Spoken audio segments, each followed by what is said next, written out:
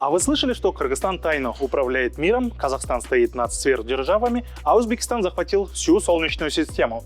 Конечно, это все шуточные теории и мемы. А вот уже более серьезные теории с миллионами последователей. Теория золотого миллиарда. Якобы мировое правительство хочет оставить на Земле всего 1 миллиард людей, а от остальных избавиться. За терактами 11 сентября стоят не боевики, а целые правительства. Ковид распыляли с помощью самолетов. Там же и массовое чипирование. В них почти всегда есть тайное сообщество влиятельных людей, выполняющие определенный план, часто глобальный и вредный для масс. Несмотря на большое количество опровержений, в них все еще верят. Но не над всеми теориями заговоров стоит смеяться, потому что они частично могут оказаться правдой. Ведь история Джеффри Эпштейна и его несовершеннолетних жертв когда-то тоже считалась всего лишь одной из таких теорий. Следствие подтвердило не все, но многое, а его файлы показали связи с влиятельными политиками и бизнесменами.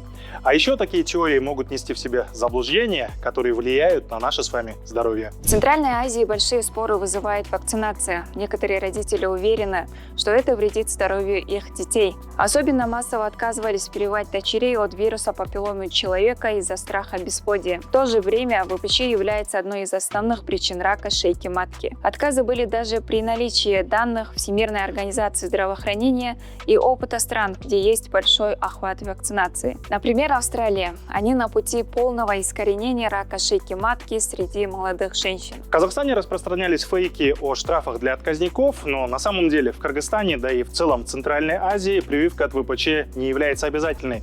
Проводится строго с разрешения родителей, добровольно. Тем временем рак шейки матки в Кыргызстане и Узбекистане занимает второе место среди ведущих причин смерти у женщин. Основная причина – вирус папиллому человека. Несмотря на разные убеждения о прививках, в этих странах растет охват вакцинации против ВПЧ. Теория заговоров – это попытка объяснить сложные вещи простыми словами и найти виновника, поэтому в этом часто смешиваются реальные факты, заблуждения и откровенные фейки. А какая теория заговоров у вас самая любимая? Каких вы боитесь, а от каких становится смешно? Напишите в комментариях.